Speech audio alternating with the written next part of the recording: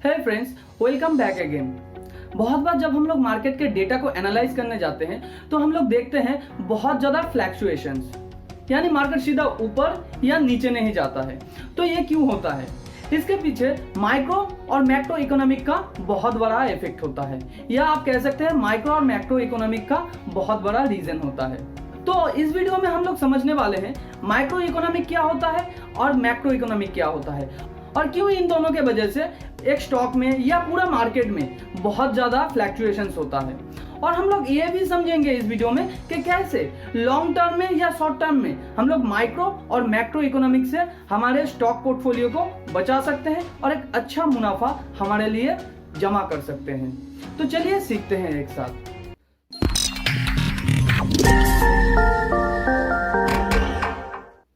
Stock के ऊपर economic effect को जानने से पहले हम लोगों को पहले समझना पड़ेगा ये माइक्रो इकोनॉमिक और मैक्रो इकोनॉमिक क्या होता है।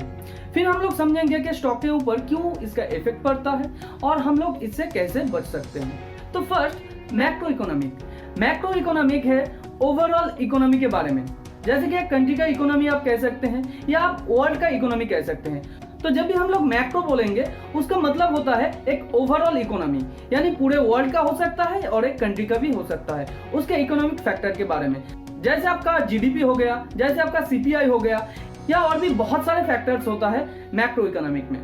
अब हम लोग समझते हैं माइक्रो इकोनॉमिक क्या होता है। तो जब भी हम लोग माइक्रो इकोनॉमिक कहेंगे तो माइक्रो इकोनॉमिक का मतलब है एक पर्टिकुलर कंपनी के बारे में है कि उस कंपनी में क्या क्या डिसीजन लिया जा रहा है, उस कंपनी का प्रोडक्शन, उस कंपनी के बारे में अच्छा भला जो डिसीजन, उस कंपनी का मैनेजमेंट और उस कंपनी से जुड़े हुए कोई भी एक्टिविटी या कोई भी डिसीजन या कोई भी न्यूज, वो होता है माइक्रो इकोनॉमिक के अंदर। तो अभी हम लोग जान लेते हैं मैक्रो इकोनॉमिक की वजह से मार्केट में कैसा इफेक्ट पड़ सकता है। देखिए, मैक्रो इकोनॉमिक मतलब ओवरऑल इकोनॉमी के बारे में है। तो इससे जुड़ा हुआ कोई भी न्यूज पर्टिकुलर एक स्टॉक के अंदर नहीं आएगा। अगर कोई भी न्यूज आता है तो वो पूरा सेक्टर के ऊपर पड़ेगा। यानी मैं यहाँ पे कह रहा हूँ कि अगर इन्फ्लेशन रेट बढ़ रहा है तो उसकी वजह से अगर किसी भी सेक्टर को नुकसान हो रहा है तो उस सेक्टर के अंदर जितना भी कंपनी है उस सारे कंपनी में इसका इफेक्ट देखने को मिलेगा। यानी एक ओवरऑल सेक्टर के ऊपर मैक्रो इकोनॉमिक का इफेक्ट आता है। अभी जान लेते हैं माइक्रो इकोनॉमिक का इफेक्ट कैसे स्टॉक मार्केट में पड़ता है। माइक्रो इकोनॉमिक मतलब किसी भी एक पर्टिकुलर स्टॉक के बारे में है या कंपनी के बारे में है, तो उस कंपनी से जुड़ा हुआ कोई भी अच्छा बुरा न्यूज उस कंपनी के स्टॉक प्राइस पर डायरेक्टली आ सकता है।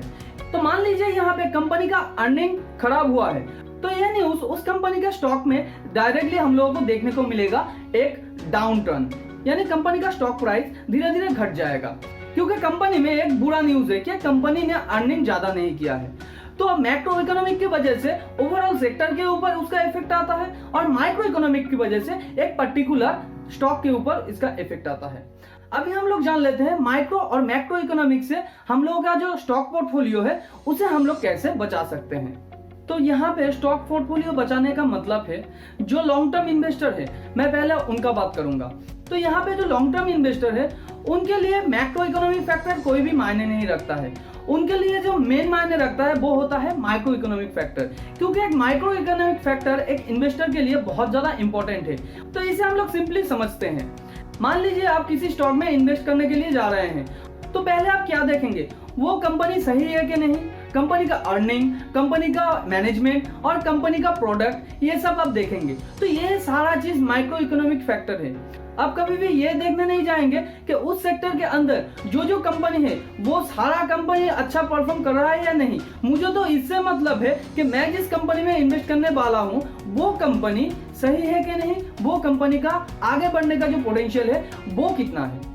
तो यहाँ पे क्या मैक्रो इकोनॉमिक कोई भी काम में नहीं आता है, मैक्रो इकोनॉमिक भी काम में आता है, मगर वो ट्रेडर के लिए ज्यादा काम में आता है। जब भी एक ट्रेडर ट्रेडिंग करने जाता है तो उसे एक कंपनी का माइक्रो इकोनॉमी, एक कंपनी का मैक्रो इकोनॉमी, ये दोनों फैक्टर उसे देखना पड़ता है, क्योंकि छोटा मोटा मैक्रो इकोनॉमिक फैक्टर की वजह से मार्केट में बहुत बड़ा फ्लैक्चुएशंस आता है, जिसकी वजह से ट्रेडर को बहुत ज्यादा सोफिस्टिकेटेड रहना पड़ता है। मगर जो लॉन्ग टर्म इन्वेस्टर है उन्हें इनसे ज्यादा फर्क नहीं पड़ता है, क्योंकि शॉर्ट टर्म में हम लोग भी जानते हैं बहुत ज्यादा फ्लैक्चुएशंस होता है। इसे हम लोग एक एग्जांपल के थ्रू समझने की कोशिश करते हैं। मान लीजिए मैक्रो इकोनॉमिक फैक्टर की वजह से आने वाले दिनों में जो ओवरऑल रियल एस्टेट सेक्टर है उसका एक गुड न्यूज है। तो हम लोगों को ये मालूम है आने वाले दिनों में गवर्नमेंट का जो टैक्स है वो कम हो जाने की वजह से रियल एस्टेट सेक्टर में एक बहुत बड़ा बूम आ सकता है। मगर इस वजह से अगर हम लोग एक खराब कंपनी को चूज कर ले तो यहाँ पे आगे जाके आपको लॉस भी हो सकता है क्योंकि आपने खराब स्टॉक को चूज किया है। इसका उल्टा आने वाले टाइम में रियल एस्टेट सेक्टर हो सकता है डाउन टर्न में हो, मगर यहाँ पे अगर आप एक अच्छे कंपनी को चूज करेंगे तो वो कंपनी आपको जरूर मुनाफा कमा के देगा क्योंकि उसका मैनेजमेंट सही है, वो सही तरीके से बिजनेस कर रहा है, उसका बिजनेस एक्सपैंड हो रहा है।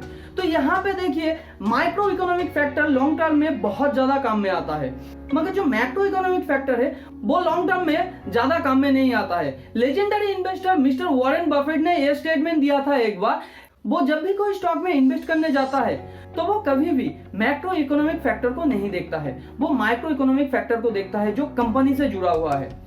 देखिए अगर आप एक कंपनी में इन्वेस्ट करने जा रहे हैं तो कंपनी का माइक्रो इकोनॉमिक लेवल आपको देखना चाहिए। अगर आप मैक्रो इकोनॉमिक लेवल पे ज्यादा फोकस करेंगे तो आप आपके स्टॉक को ज्यादा दिनों तक होल्ड नहीं कर सकते हैं क्योंकि इस बीच में बहुत ज्यादा फ्लैक्चुएशंस होता है। तो अगर हम लोगों को एक अच्छा पोर्टफोलियो बनाना है, एक अच्छा पोर्टफोलियो होल्ड करके रखना है तो हमेशा हम लोगों को माइक्रो इकोनॉमिक फैक्टर में ध्यान देना चाहिए, ना कि मैक्रो इकोनॉमिक फैक्टर में। और अगर आप एक ट्रेडर हैं तो आपको मैक्रो और माइक्रो इकोनॉमिक फैक्टर दोनों को ही ध्यान में रखना चाहिए।